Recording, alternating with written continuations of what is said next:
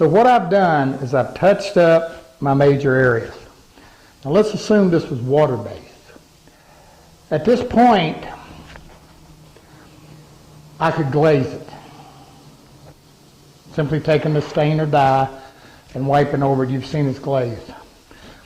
In this case, I can't do that. I can't glaze it. I mean, I start wiping on this with this particular stain, and I'm gonna have a gooey, gummy mess because it's gonna be biting into that finish that's on there. So what I'm gonna do is I'm gonna do a tone spray. Now here's what I've got. I took my stain and I thinned it 50% with lacquer thinner.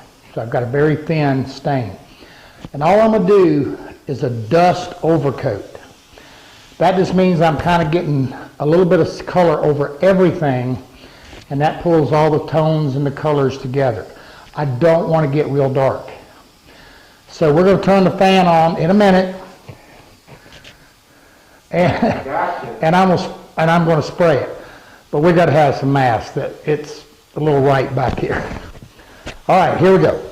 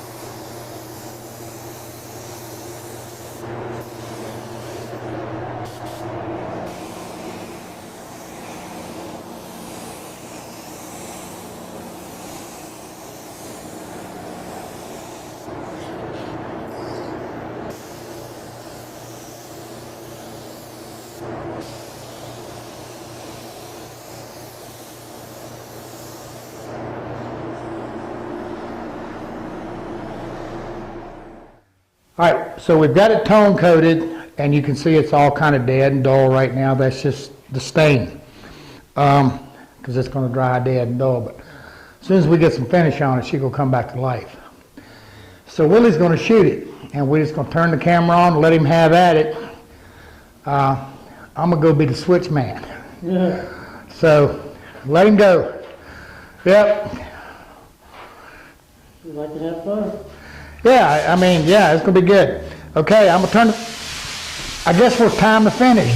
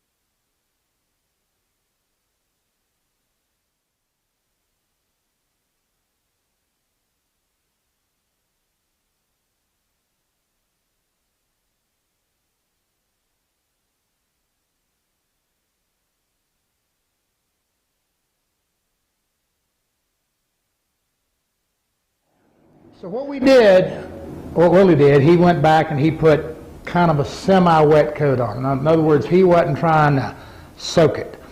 Now the reason is, again, we put the tone coat on, we let it dry, but remember, it can be dissolved by lacquer. So like we talk about when you do that first coat and you're doing a water-based and you're using a water-based finish or something over it, that's the place you don't want to run.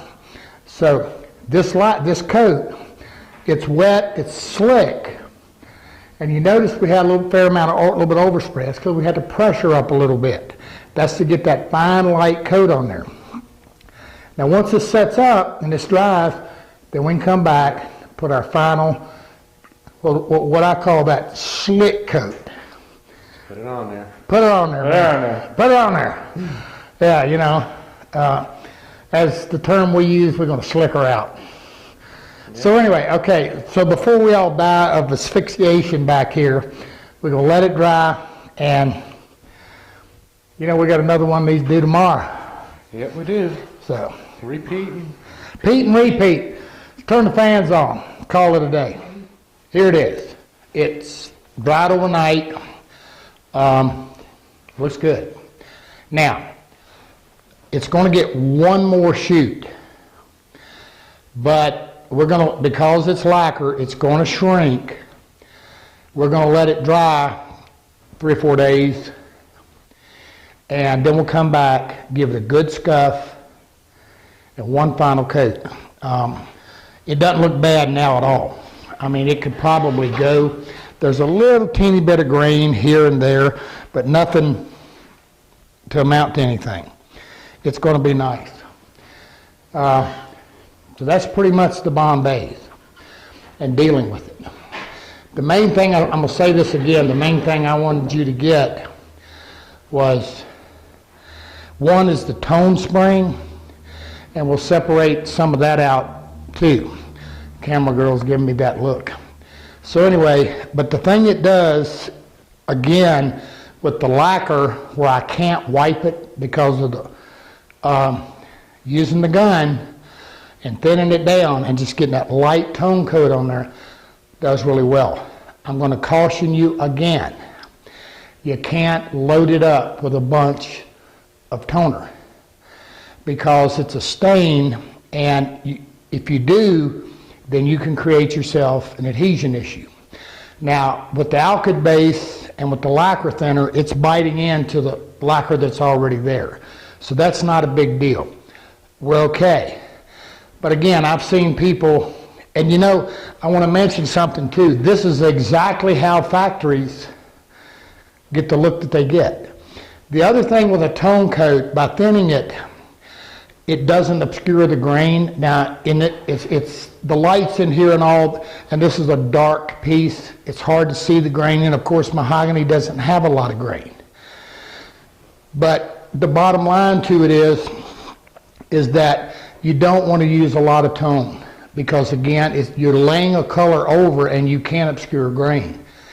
It does, but it does really well to be able to get that color. Everything you saw what we did of being able to blend that color and get that color nice and even and equal. Okay, we're going to come back. I've got our board that we were doing our test samples on, and we're going to see what we got. This is our little test sample. Now this is the part. Now all I'm going to do is I'm going to stuff it. Now again, I'm going to reiterate. I didn't sand this real well. This is the grain filler. This is the blotch. Now again, this heavy grain is just going to, that's where I didn't sand it very good. Actually, the grain filler did much better than the blotch. Now over here, got it labeled. This is my water base, and this was the, now this has got one coat of finish on it. I sprayed a coat on it last night.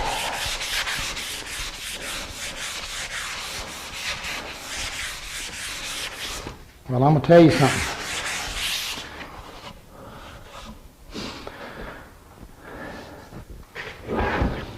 The water-based finish, both of these did pretty good. Again, you can't look at this area. I'm looking at just the fine grain, the pores that would be. The Armor Seal and the water base both did pretty good.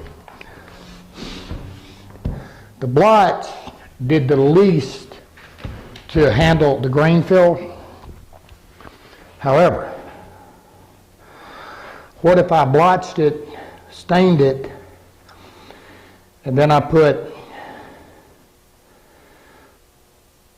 the Armor Seal or a water-based finish over it? I'd have a good fill. I'd have a good combination there. So again, so what's the point of all of this? The point is just looking at it and saying what will do what. The main thing is getting it into into the pores. I will tell you this, on a mahogany, a wiped finish like Armor Seal or something like that does really well. And even the gel finishes, because again, it's working it into those pores. But I'm going to say it again, it's not, you don't have to have all the grain. To have a little bit of that grain show through is okay. So,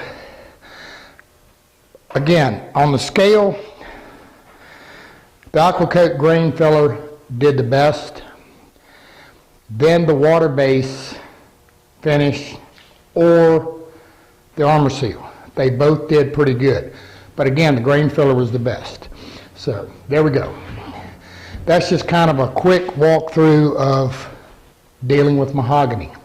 And that's the reason we wanted to put so much emphasis and time into the Bombe base. Okay, that concludes them.